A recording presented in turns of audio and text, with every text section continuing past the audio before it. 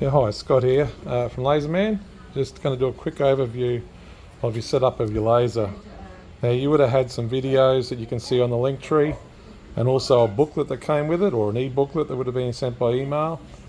There's not much to really setting them up. I know it sounds daunting if you haven't had one, but look, this is just an overview of when you're finished, what things should look like.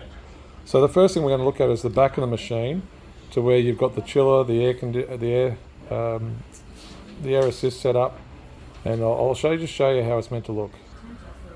So at the back, you're going to have something similar to this on different models. This is a 6040. It's going to say a water in and a water out.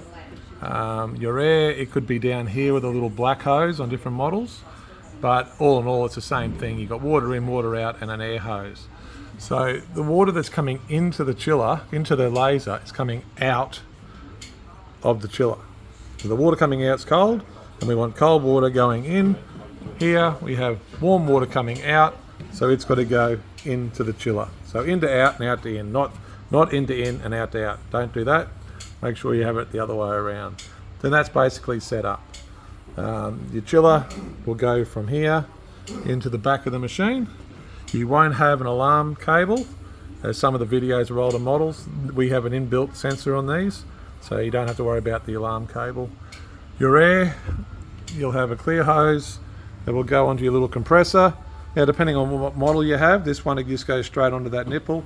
Other ones will have the smaller black hose, and you will have like a 4-inch, 5-inch piece of hose in your blue bag that you'll attach over the black hose to get onto that nipple on the air compressor. The air compressor plugs into the back of the machine. It has an American plug, but these are universal, so it will go in, no problem at all. The other port there you can use for your exhaust, or if it's a bit noisy for you, you might want to set it up further away from your laser. You'll have 2 bits of ducting. 1 bit of ducting goes onto that, and then that bit of ducting will go onto your fan, and then you'll have ducting away from your fan. So that's basically all the electrical parts put in. It is that simple. 6 litres of water into your chiller, and then when it comes to the laser itself, if you open it up, if you've got a 750 and above, you'll see that they'll have a zippy tie on the belts here, and it'll stop everything from moving. With a 6040, actually, I haven't undone one for a while, so you may have a zippy tie on the belt here. If so, you'll see it because it'll be pinched together, and you just cut that off.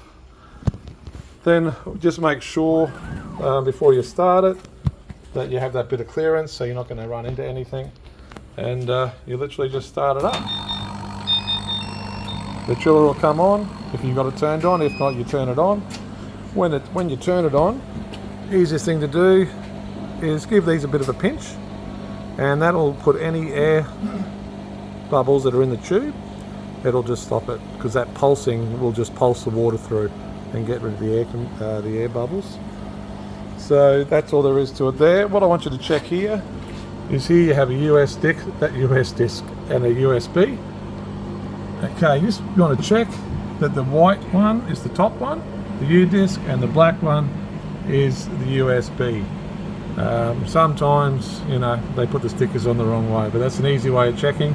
Otherwise, when you go to work, light burn, it won't work for you because you're going to have the wrong port. I kind of sent them a video on that. It's only been the last couple that's been an issue. Other than that, that's all there is to it. That's your control board. That runs to the LCD screen. That's where, that's the motherboard, so to speak. That's a 24 volt power supply. That is your laser power supply. And here are your 2 drivers for your X and Y axis. Sometimes you may need to know those things. If something's just not right, we may want you to check a few things. That's what they are. So some handy things to know about your controller. If you were to click menu, and then you want to click function, and click enter, go down to manual set, enter. Mine's set to 1 mil, yours will be 0 at the moment. Now what that means is when you move these arrows to move your laser head, it's going to just move it completely one way or the other. If you set that to 1 and then click right, escape, escape.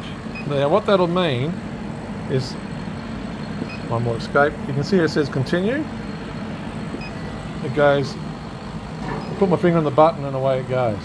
If I just hit that once, I'll turn to manual, and because we've set it to 1, it'll only actually move 1 mil at a time. So it's a way that you can get to where you want to start from a lot easier and a lot more precise. It's a pretty handy thing to know. So yeah, that's the overview, a quick overview of what your laser should look like before you start it. Obviously, to put your honeycomb bed in, you'll need to lower your table, and you'll have buttons on the side. The 6040 moves quite a bit slower than the 750s, but once you're down to a length, your honeycomb bed can go straight underneath that. And you need, give yourself a good 20 mil to start with of clearance between the honeycomb bed and the laser head. And then you'll have that little bit of acrylic in your bag. That's the focal height. On this one here, on a 6040, it's approximately 11 mil gap from the material to the laser head. And on the other models, it's about 6 mil? 8 mil. I think it's about 8 mil. But you've got that little red bit of acrylic. So that's the overview of it.